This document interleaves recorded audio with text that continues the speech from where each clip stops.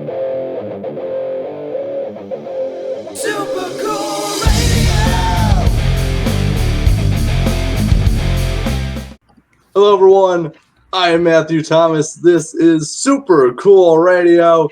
Have a great show in store for you guys. My guests this time are the Chicago-based Quintet The Million Reasons. In April, they just released their debut album entitled Haven. Please welcome Ken and Taylor. Hello. What's up?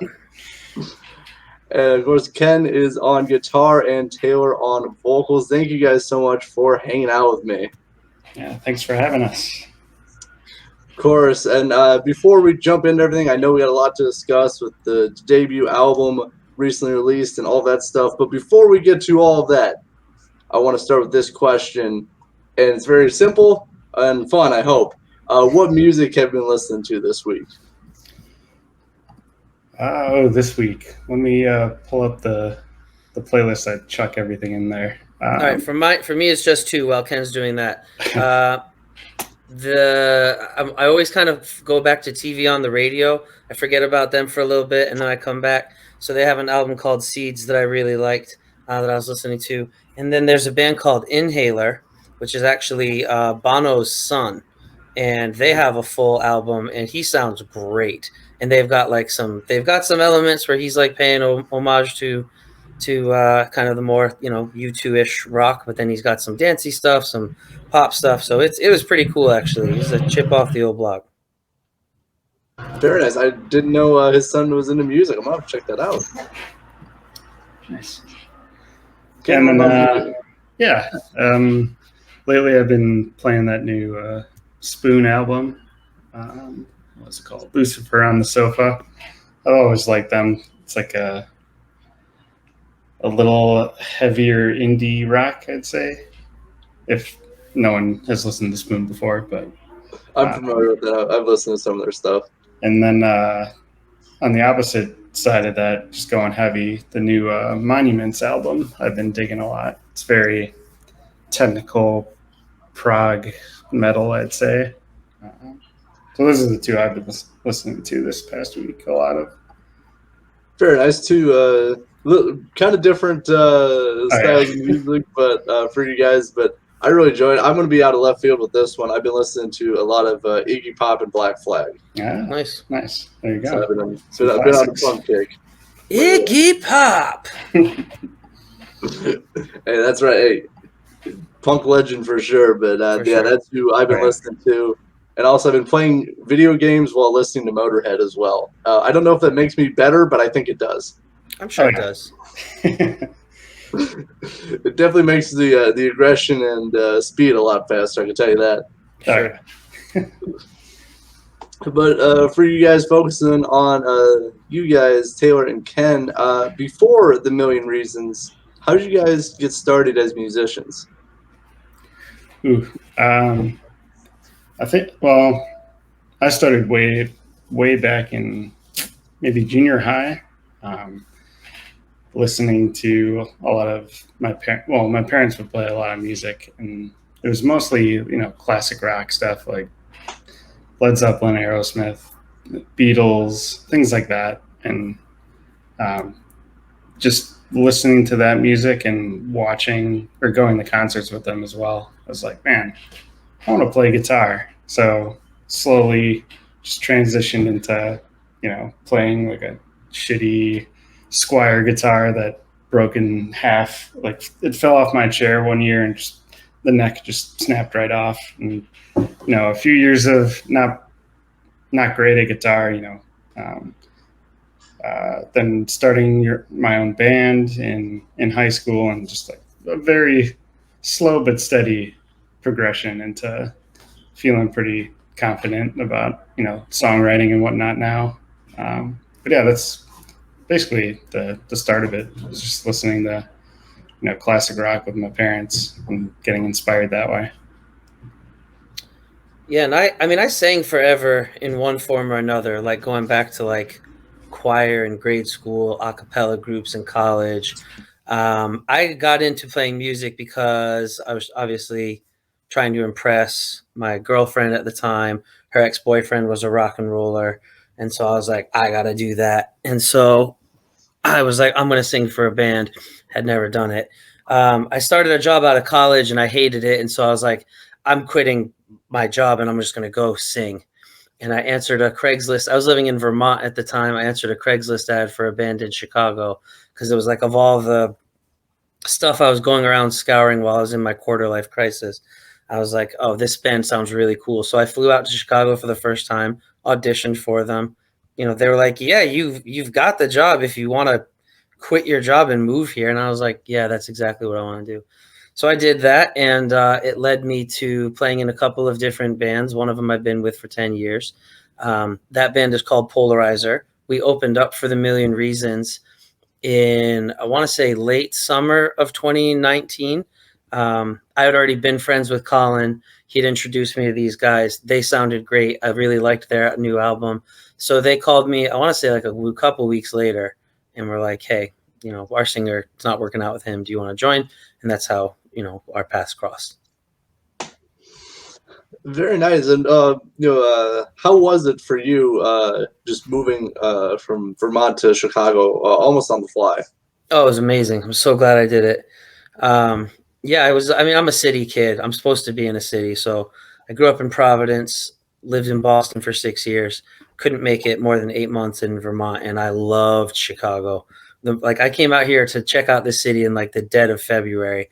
And it was like, I was walking around downtown by myself. It was freezing, snowing. And I was like, I love this place. And so, yeah, it was, I've been so lucky. The musicians I've gotten to put I've been able to play with, their songwriting chops, their instrumentation. I've just been so lucky. So I've been in killer bands the whole time I've been here. So it's been a great experience. That's really good to hear. I know I've talked to a lot of people in different parts of the country who visited Chicago, and they said it's one of their favorite places to be. And I know I haven't been there about a year now, but I'm definitely looking forward to when I go back. There's just something about Chicago. It's got just something special to it.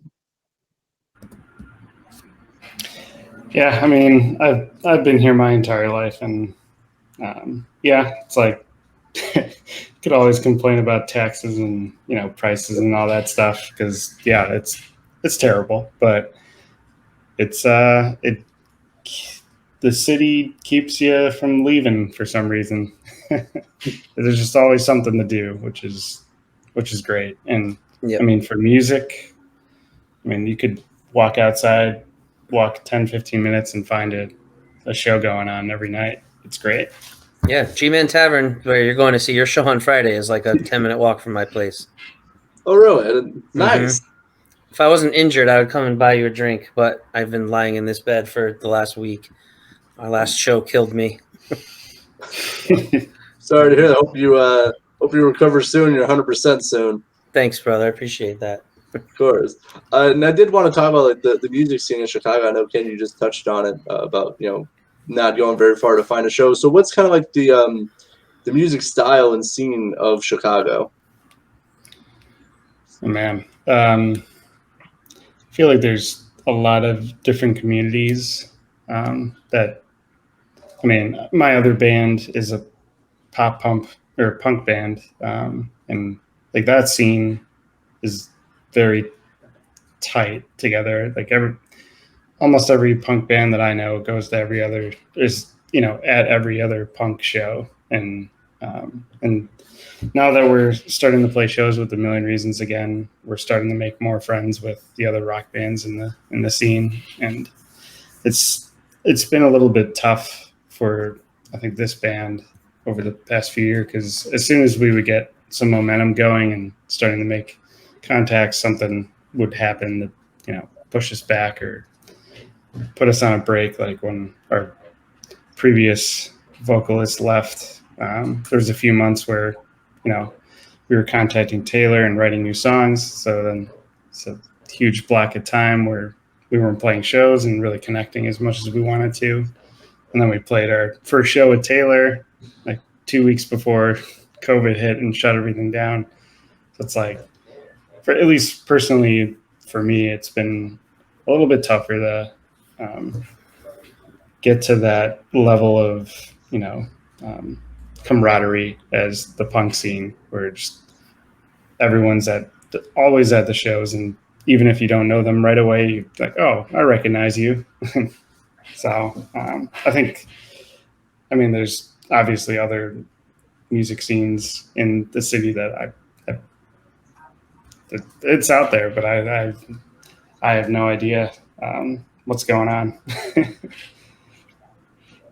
I definitely got you. Taylor, what's your take on the music scene in Chicago? Yeah, I'm not nearly as active as I used to be. In my 20s, I was out at shows like 3-4 nights a week, and it was awesome. I mean, there's so many great little small to mid-sized venues here, and rock, metal, indie, pop, like you can't, you can find these any night of the week. There's a good hip hop crowd. I've never been really a part of that, but I've seen some shows that are a lot of fun. So look, it's a city of several million people. Everyone comes here. It's the epicenter of the Midwest, third biggest city in the country. So you're going to get a wide range of people doing a lot of cool stuff, and a lot of artsy stuff. We've done. I say artsy so like dismissively, but I don't mean it to. Like we played with like folks from Columbia College who are just like taking a big chain and smashing it on a radiator and putting spoken word to it. And it's like, yeah, if not Chicago, where, right? So you find a little bit of everything. I haven't been as active as I used to be, but still, some of the greatest clubs you can go to in this city. So yeah, it's a great town for music. It's a great place to be in, like your first band. It's a great place to be in a band that you've been in for a decade. It's just a good time. Definitely sounds like that, and it's very diverse. As you're talking about, just all the different styles of music and like the spoken word, all the unique things that go on. I remember walking through like Millennium Park and all those areas, and just seeing like the cool sculptures. I know it's not music related, but just all the cool sculptures that are around. So there's always a lot of cool art stuff going on. Yeah, definitely. Yeah. But I do want to talk about for you guys, your art. You guys released a brand new full-length album. It's your debut album entitled Haven. How does it feel to have the album released now and it's out? Oh man, since the collection of songs has spanned probably 5 or 6 years total, and even the new songs we've been writing or been sitting on it, I guess, for the past 2 years. So it's a huge weight off our shoulders to just get it out there, and now we could focus on actually playing the songs in front of people. And I think our live shows are very energetic and capture something that, I love the album, and I think it's a great piece of rock and roll, but seeing it live, I feel like we take it to the next level. And it's nice to be able to play the songs live and actually say like, hey, we have an album out. So yeah, it just feels really good to have it out there. And now we got to just get it in front of people and let them know it's out there. Yeah, I love the songs. I love putting it together. This band there's 5 of us who've never been on an album all together, right? You had Ken and Mike kind of were the OGs, and then Colin and Jason joined, and then I joined. Colin and Jason weren't necessarily, I don't think, on parts of the last record that came out, right? So this was our chance to get everybody. Certainly I wasn't on with them too. So get everybody under one roof and have, the 5 of us who were in the band put out this record. Kind of our like statements like, hey, we're together, we're here, we're doing this. So that was really cool, because we would have had this record probably out 6 months after I joined the band, if not for COVID. And so it was delayed by another 2 years almost exactly. So it's nice to have that. And I'm ready to write more, right? We've never written a full song as a band. Ken's a brilliant songwriter, comes to us with these great pieces, very easy for us to put them together. They come to us like 75% structured and done. So now to have everybody be able to like build something together would be, I'm just interested to see what it does with the sound that we've established already, and how does it take it to the next place. Yeah, definitely, for sure. And listening to you guys' album, I really enjoy it, and I definitely look forward to seeing like where you guys go from here. I think it's a great building block for you guys to continue progressing. I know, unfortunately, COVID, it messed up a lot of things for a lot of people, but I'm glad you guys actually have the album out and it's now released. Yeah, thank you. Yeah, thanks. Us too. But I know you guys kind of touched on a little bit, since this was like the first album that you guys were all on collectively. How was it writing and recording it? And obviously we did talk about that COVID affected it, but how much did it affect? Like, was it slower? Did you guys not be able to meet in person? How did that affect the writing and recording? Yeah, man. Yeah, it took, much longer than it probably would have if, COVID didn't happen, obviously. But 4 of the songs we already had recorded, and we put that out as an EP, 2-3 weeks before COVID hit. And it felt like we kind of got robbed from promoting it. So when we were thinking about writing more, new songs, we looked back at a few of the first songs we put out with our last vocalist, and we loved the music of that, but I guess it was tough. It's kind of like an ex or something. Like you get tagged in photos with them or something. You're like, I don't want to look at that anymore. So it's kind of like, it's kind of the same thing with the music. Sorry about the train. But yeah, listening to the older songs, we're like, man, these songs have some good riffs and good grooves, but we just aren't in love with the vocals or lyrics anymore. So we let Taylor take a crack at it, and now, I love the songs even more. And so I think, so we had 4 songs done, and then we had 3 or 4 brand new ones that we put on there, and then a few from years ago that we re-recorded. And it took a year and a half probably to record all the new songs and re-record all the old songs. So it definitely took a lot longer than if we were able to see each other in person on a weekly basis. But I'm glad. I'm sure everyone else in the band is really happy with how it turned out, because it sounds great, and I'm very proud of the stuff we put out. So. Yeah, same. Yeah, I think given all the obstacles we had to put it together, super proud of how it came out. The content, the overall theme, the work that came together in kind of like the last 10% of all of it, where everybody was like really proactive with collaborating and how do we get this out? What's the artwork? Whatever. We were just really glad to get it out, and now it's out and it's great, and we're psyched. And it's definitely brought us closer having that out in the world.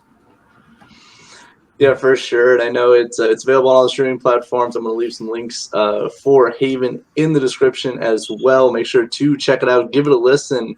A question for you, Taylor. So, as Ken said, some of the songs were on a previous EP with a previous vocalist. Yeah. So how was it for you to come in and record vocals? Did you listen to like the previous songs to get the vibe of it, or what was your thoughts going in? Good question. That's a tricky one. So when I had joined the band, we had like 4 or 5 songs that were our own, meaning that like I had written like that were kind of newer songs. Million Reasons hasn't done, and then they had me learn a few of their older songs that like went over really well live, and so there were a few there for the first 2 shows that I had learned some of those songs, and so I had known some of them. Some I really liked, others I was like lukewarm on, but there's none that I disliked. But when they were talking about like, well, how do we fill this out? Do a full album? We have the parts for this. We can just re-record some of this. It was like, oh, okay. They kind of let me go and listen through and they removed the vocals. So I stopped listening to everything immediately so that I wouldn't like let it all, not everything, but just the ones of that that I'd be rewriting. So I could get a lot of space between like the last time I heard it. And it was still kind of tricky. Still had the melody from like when I learned the songs for live, but eventually it got there. And I'm much happier with the songs as a whole than from now versus where they were. You know, it just like I was able to bring a different kind of perspective, I think, to the band, and I think musically the band was there, and I think lyrically they were just kind of held back a little bit. And so I put a lot of time into the lyrics for this round, and to have the songs have like kind of a cohesive feel, made sure the band like kind of understood like, hey, here's where I'm going in direction with these lyrics. Are we all on board with this? Do we like feel like this represents the music? And everyone was like really interested in all of it. And so it came together nicely. You know, yeah, it was an interesting challenge. I hadn't done anything like that as far as joining bands and like rewriting old songs, but I'm really glad we did. I think they came out great, and now they feel like the way that they were always supposed to be to me. Definitely, for sure. And it's, you know, the separation you had between like the just listening to the music but still having the lyrics, you know, kind of almost, you know, some maybe in your head at some points just because of the songs that they were, you know, you had to perform live. But I think overall it's a very solid album. I think that's a good way to describe it. It's very solid. Everything, you know, vocals, music, everything is all around really good. Thank you so much. Yeah, appreciate it. We think so.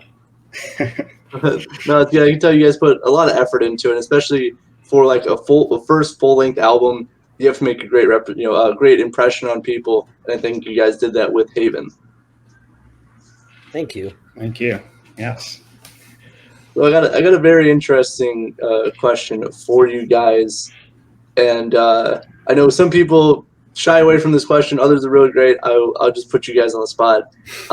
What has been your favorite moment from the Million Reasons so far? Oof, it's a tough one, but I was like, what question is he about to ask?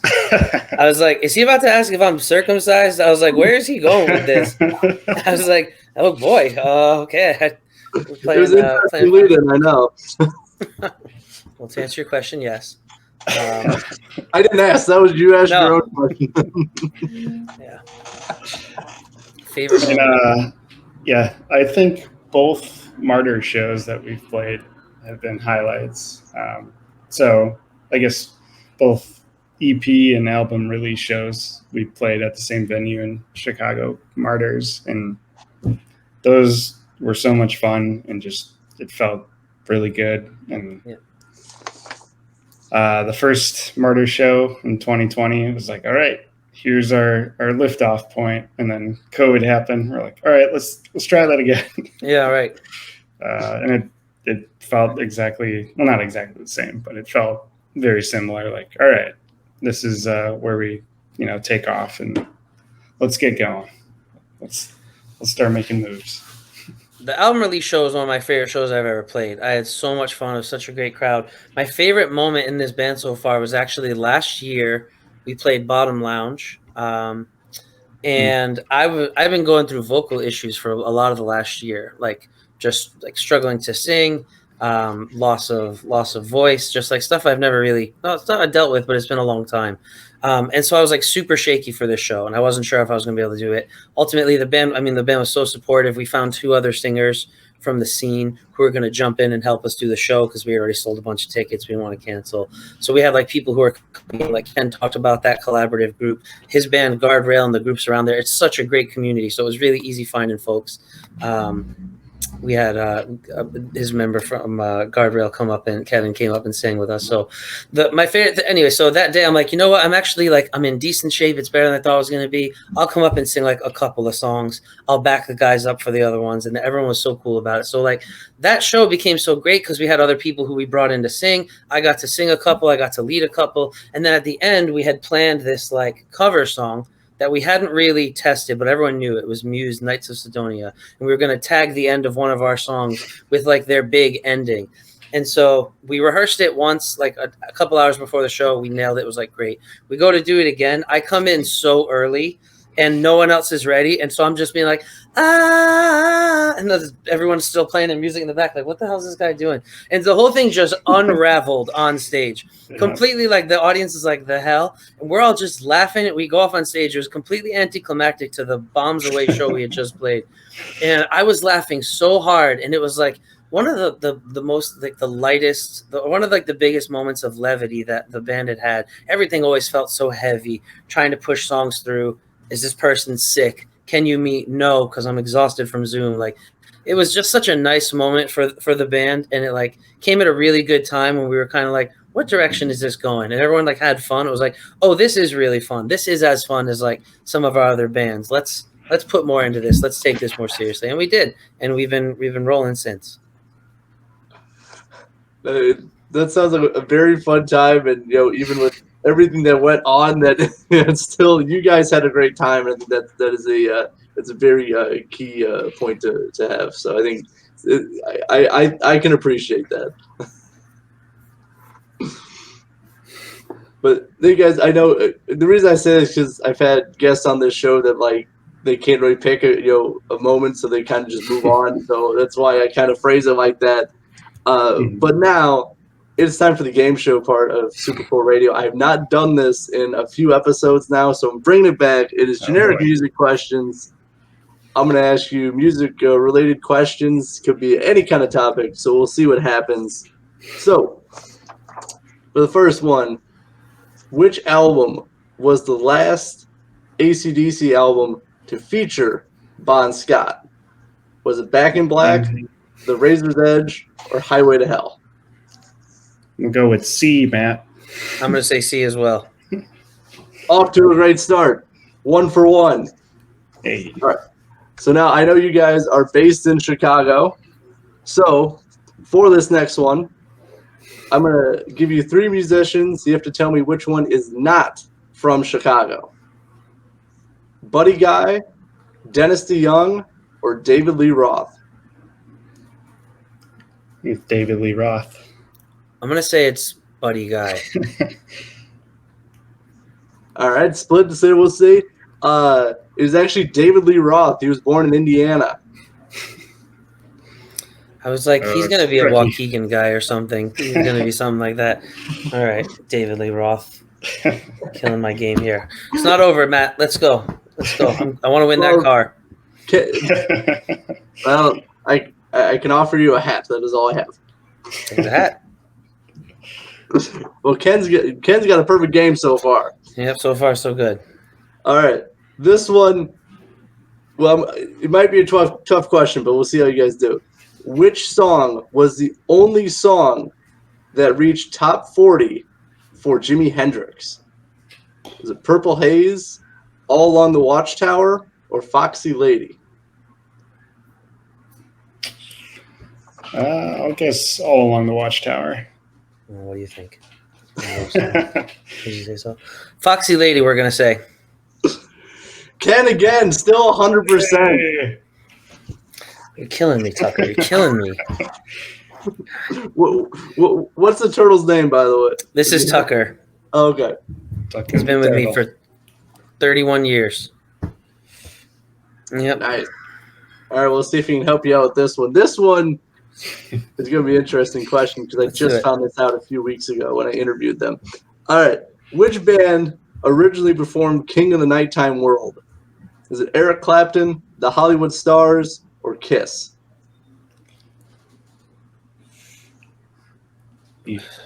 Gosh, I don't know. I don't. What was the title I again? understand. Eric Clapton and Kiss are the two things I know from this sentence. I'll do what was it, Midnight Stars? The Hollywood Stars. Hollywood Stars. I'll go with them just because I'm not familiar. I'm going to go with them too because Ken's whooping my ass. Well, Ken is still 100%. Hey. That's another one for Taylor too. Don't forget about me. That's 2 points. That's 2 points. Wait, no, hey, this is my game show. You get 1 point. My bad. Sorry. Oh, no. Okay, that's fair. I did get the first one. 2 total points, right? Yeah, two total, but one for the question. Yep. All right. Last question. Very recent news. We'll see if you guys have been keeping up. Is Eminem in the Rock and Roll Hall of Fame? Yes or no? Yes. He was nominated, right? I thought he got Was in. he got in? I I'm gonna say not- no. He's okay. not in the Hall of Fame, but I think he was I nominated. think he got in there. Interesting. It's 50-50 chance. Let's see who is correct. And it's Ken. 100%. The sweep. Ken killed me, man. Oh my goodness.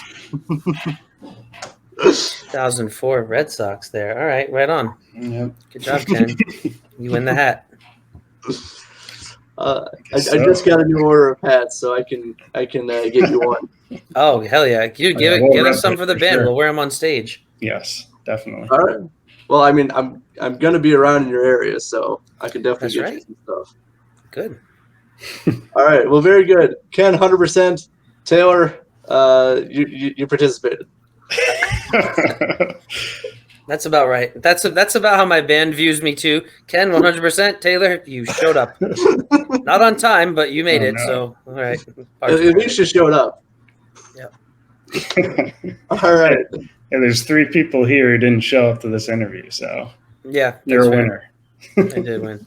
You did make it, and hey, I showed up too, so that's good. There you go. You're our new drummer. All right. I can play the bongos. Is that okay? We'll work it Perfect. in. Yeah, new direction.